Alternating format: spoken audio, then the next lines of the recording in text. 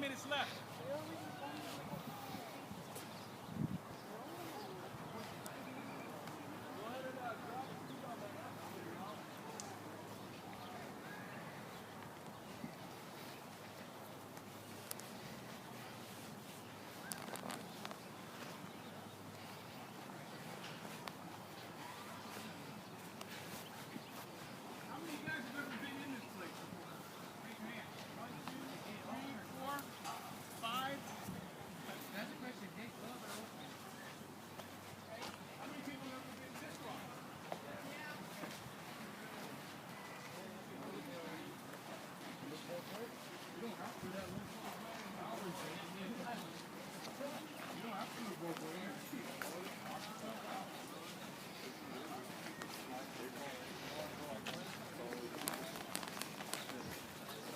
Come on, guys.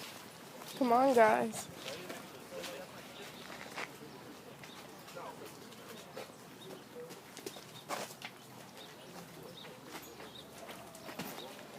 Yep. Just waiting for you to. So when you're looking at water, usually the Compton Creek has been flows year round. Historically, it's flowed year round. But in this case, the creek was constructed in the 30s during the Depression era. It was completed, I think, close to the 50s. And again, it was a mechanism to put people to work. And we didn't know any better about the services that this kind of creek provided to the surrounding environment. How many know that Compton and the city of Compton, specifically Richland Farms, anybody ever heard of Richland Farms? Yep. Yeah. All right, Richland Farms at one time was the breadbasket of LA and the state. Why? Because it was always fertilized with the runoff and sediment that came through Compton Creek to then fertilize the field. And you could grow year-round all kinds of crops. And so Richland Farms and the founding members of the city of Compton made it a point to preserve the farm, the agrarian history of this area, which I mean, Compton's, I think, the third oldest city in the county. It was formed in 1917. Is that correct? Older? The high school is 1896. There you go, you see? So this is what I mean, understanding the history of this area in which you are a part of now. And, I mean, again, like Mr. Rosa said, this is one of the oldest high schools in town. And so where you're standing is pretty interesting. But we've modified it. We modified it by putting all that concrete in. And when you put all that concrete in, guess what you can now do? You can now build up, look at the houses across, you can build that close to the creek. Why? Again, knowing your history. We took an East Coast mentality and brought it out West Coast. And the East Coast mentality is little rain, a lot of snow, the runoff is pretty predictable, and as such, we understand that what is called hydrology, the study of water and the study of water movement, took that mentality and brought it out here. The problem with taking that mentality from the east to the west is, what kind of climate do we live in? It starts with an M. Named for places like Greece and Mediterranean. We have a Mediterranean style climate, which means we can get the same amount of rainfall. Do you know that, who do you think is drier in terms of overall rain? Tucson or Compton? It is a toss-up. You get both the same amount of rain. Yeah, has anyone ever been to Arizona, or what do you think about Arizona? It's hot, dry, right? If you think about Phoenix, if you think of Tucson, right? Hot, dry desert. That's not what we have here. We have a Mediterranean where our plants are adapted, because even though we average 14 to 15 inches, we can get, like we did in 2005, 2006, 35 inches of rain, or we can get, like we've gotten the last couple of years, 4 inches of rain. Right? And so when you have this wide variation, what then you do is you build something to handle the high, right? But then that looks pretty ugly and kind of disgusting when you get the 4, because there's nothing that can grow. Even though there's water underneath and we call that the water table that's underneath, you can't see it, that would then allow these western sycamores to grow. So the history of this spot is that your predecessors, I think back in 2008, worked with a state agency called the Mountains Recreation Conservation Authority and helped design this nature park as a mechanism to not only give the students a respite from school and the built environment on it, but to kind of reimagine what the environment would have looked like back when Compton Creek was still natural and open. And so while you look at this, if you were, anyone ever taken this to Gateway Town Center? Anyone ever looked over by the casino, Best Buy, that area, and looked at the creek? It looks extremely different. It looks natural. There is some walls there, but there's habitat. And there's habitat there that is natural habitat, of which people would pay dearly for in other parts of the country and even other parts of this area. Why do I say that? Because people want to make that a park. They want to bring you all out there. And why do they want to bring you out there? Because you know how much parks we have here in just South LA? Not even Compton, South LA in general. We have 0.6 acres. 0.6 acres for 1,000 people. What does that mean? Not very much if you don't have a context. You go to other parts of the country, the recommended average is 10 acres. 10 acres. What does that mean, 10 acres? That's like your finger relative to the whole body, right? So you and Compton get a finger's worth of park, while the rest of the country gets a whole body of park. In LA, we're at 4 acres. So even in LA, of which of the surrounding metropolitan, you get half a body of park. But here in Compton, you get a finger. So then you start getting into some environmental justice issues in terms of access to open space. And that's why this was important, because they then modified and made this open space for future students like yourself. I see a lot of lots, huge lots, especially down Alondra by the swamps. Yeah. Right past McDonald Burrell Park. Yeah. There's a big lot there. I know they're owned by private individuals. Is the city pressuring them to do like in Paramount, when there's an empty lot, they say you either grow grass or we take it over? Yeah. Is there a pressure from this city to do that? Yes and no. Okay, back to knowing history, right? Has anyone ever been to the Rancho Dominguez Adobe? Yeah. Everybody or anybody besides the chief? I know the adults. The last time we went to do a production there, okay, these kids were probably in the 6th grade. So okay, so we haven't been invited back. okay. So the Rancho Adobe was basically who owned all the land in this area, and in order to form the city of Compton, the person who owned the land deeded the Richland Farms area, which I think you're referring to, that you can do nothing there but have either residence or farm. So that left the other parts of the city to be developed however they wanted. So it was part of the Articles of Incorporation. In essence, it was part of making the city. If I'm gonna give you this land to make the city, that part over there, so the area between Gateway Town Center and basically Alondra is called the Richland Farms. It will forever be the Richland Farms unless they change the charter. The city was trying to a couple of years ago. Right, and so what your teacher's referring to is there was a big push, and I don't know if it was by Miss Arsenal or others, to get rid of the livestock. Has anyone ever walked that area? It's an area where you'll find chickens, you'll find horse, you'll find goats, and you'll find plots of land. And the reason why you need those large acres, there are lots over there that are double, if not quadruple the size of any other lot in the city of Compton. And the reason why is because they viewed that land to be grown for food. And when you grow food, you need a lot of land. And as you see here, you got people riding their horses. Again, The founder wanted people to remember their agrarian past. Does anyone know what the word agrarian means? Agrarian. Very good. Agrarian means agricultural. Past. He said it. Oh, I'm sorry. Speak up. Come on. God, yeah. Oh, by the way, an acre, if you want to know what an acre looks like, look at a football field. All right. That's about an acre. And so you get 1/6 of that. 0.6, or actually, I take that back, not 1/6. You get from the 50-yard line to the touchdown line is how much park space you're going to have, whereas others nationwide would get 10 football fields of open space. In the city of LA, you get 4 football fields. In Compton, you get from the 50-yard line to the touchdown.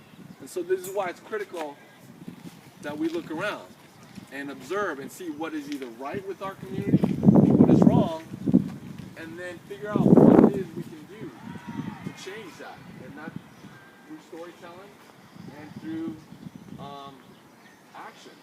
And the only way you're going to get action from others is to portray a compelling story. This is what I think Kevin's whole intent or desire for you guys. Yeah, storytelling is really kind of the beginning of it. How many people here know what they want to do when they get out of high school? Just, raise your hand if you know what you want to do.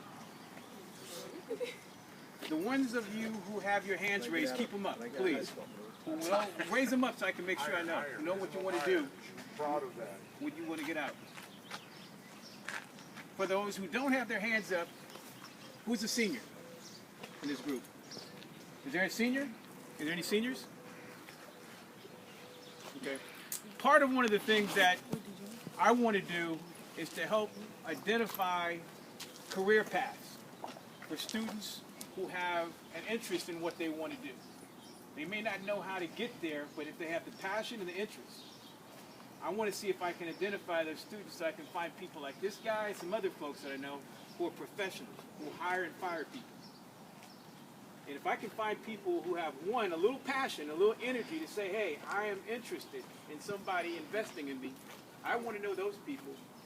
Some of these guys are 9th and 10th graders. They still have a little bit more time, but not much. So today we met some kindergartners who had a lot of fire. You guys, sometimes you guys can remember how it was when you were 7, 8 years of age. You wanted to do this and do that. You guys have got to start being able to figure out why today is possibly important to your future as a potential career. The Environmental Education Initiative that's really happening in the state of California is going to focus on education, but it's really going to set people up for career paths. The biggest emerging field of growth for careers in California is going to be in green tech. So if you don't have an interest in this today, at some point, open your minds to the possibility this could be something that you can start to map your studies to and your passion to that can get you a job, a really good, well-paying job. Here's another good paying job. Solar energy, and another one is water testing. Water purification testing. My brother was from the state of Virginia. He walks around with a little jar. He goes to creeks, he goes to lakes, and rivers, scoops out water. Water goes back to the office and tests it for impurities, make sure there's no contamination. And gets paid good money. And part of the reason why we're trying to do education about career paths in areas like science, technology, engineering, arts, and math is one, to open you guys up to the point that there is something at the end of all this study. But another important part is something called stewardship. Has anybody ever heard that word? Stewardship? Anybody want to guess? Stewardship? How many of you guys want to go to college? Raise your hand if you want to go to college. Okay, so you know what's important in trying to get a college scholarship and going to college. GPA, SAT scores. But one of the most important things that they're going to look at is your community service. How many people don't know what community service is? Raise your hand. Okay? If you have ever done any community service, raise your hand.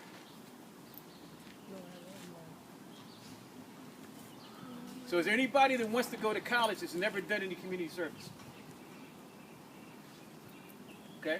This is a good start. It's called Compton Creek. And if you can put this in your resume, you may have a chance to be able to take your resume and your identity and separate yourself from all the people who haven't figured out what community service can I do. Because it's really tough to find somebody who will let you come into their world and help to change their world. This is a very open opportunity for anybody who says, hey, I want to do a story, I want to figure out some solution, to being able to make sure that your identity is connected to community service, and that's going to help your ability to get somewhere. Now, if not college, someone was going to want to know that you had some compassion and some interest in helping someone and serving something other than yourself. So just think about this in terms of Earth Day and how Compton Creek could be something more than just a story or just something to study. So to that end, we've been part of Compton High for, like I said, the last 8 years. And so we at Heal the Bay, and I think even Kevin and others here, you guys are the future leaders, right? You guys are going to take over when we're long gone. And there's no reason why you have to wait until college to start those skill sets or developing those skill sets. And so to that end, you know, Heal the Bay every now and then puts on youth summits. And this is where you can come and learn how to be a leader, learn how to develop a collective to an action, and then learn how to do storytelling and stuff like that. And in this case, we're focusing on drought-related issues. And again, it's all done in the context of where you spend, I would argue, 75% of your time on campus. No one's asking you to solve the world's problems. No one's even asking you to solve the community's problems. But where you can get a foothold in and where you can make a difference is right here on your campus. This is where you get to start learning and understanding who are the powers that control either where you go, where you can go, what you eat, what you can do. So that's the school board, right? That's the principal. These are the people that you can now then approach and say, hey, I've got a plan and an action to put in a rain garden or even an edible garden if it's environment. I got a plan to put in recycle bins. I want to reduce our footprint from the carbon footprint or a solid waste. So these types of summits can help you develop those skill sets and tools sets, and like Kevin said, ultimately put on your college applications. So I have a couple of these flyers. If you're interested, you can go online and find it. It's it's in 2 weekends. And so I don't know, Kevin, is there anything you want to... Well, I wanted to say that for those who have interest in working on a Compton Creek project, there will be some incentives. I'm not going to tell you what they are. But for those who do participate on their own, there will be a chance for you guys to come up with some, to come up and have some things that will help you, not only in your education, but just help you in your storytelling. So if you take a little initiative, a little interest, and just take a chance, this could be a benefit for you. And no one's going to offer this except for people like James and me. So take one of the flyers and take a chance on doing something to help yourself. And if you can't make this one, we do these like quarterly, if not regularly. So if you can't make this one, just keep visiting our website, or you happy to come talk to you guys.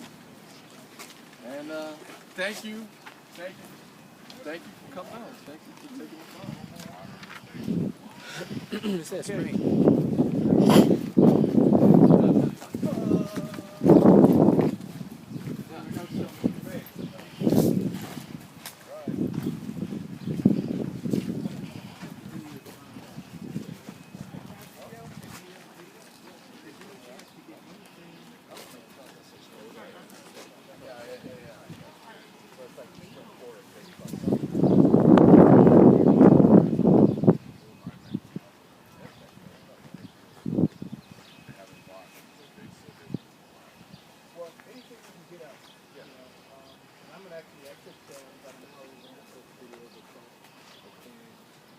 Yeah, we'll cut something together from this. But I'm gonna Send put it over to that block that I put it today. I'm gonna show you guys some stuff that we did with the entry. But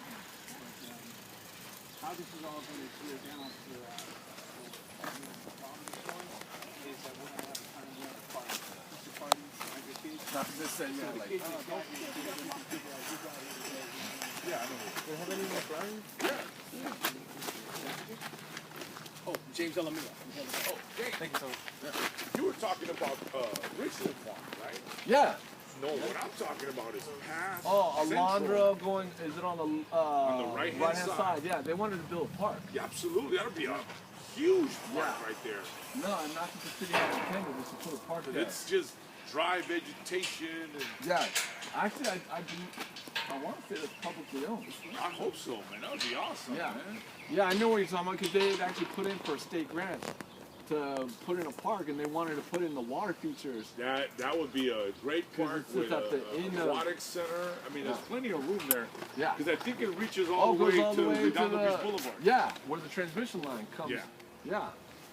Yeah. But you know what? That was before redevelopment agency went. Right. Bye-bye. Well, when we were kids, that used to be, it stayed the same, but it was an old baseball diamond. It was just Oh. all dirt, no grass, but that's where we played Yeah. baseball. Yeah, I think that was a redevelopment project, and then when the redevelopment project went So away. to take a couple of billionaires to grant A grant couple them, million state money. you know. Yeah, but I mean, there's drawings for it. I've seen such as so. Even a golf course, public park. Anyway, Golf course, you limit the access. It's exactly. a golf course. Yeah. Awesome, man. All right. Thank you so much. I'll send you the link, man, for the uploaded video. Now, Thank you for having us. no, thank you, man. Because we're getting ready for the solar stuff. Yeah. And last year I was talking to one of the guys that started with the Metropolitan Water District way back. Oh, he's like retired. He's in his 80s, but I don't know much. So I said, why don't we capture this wall? Yeah, build a retaining wall so high that if it gets so high, the other ones, Yeah. I think, and we could use that. He said, unintended,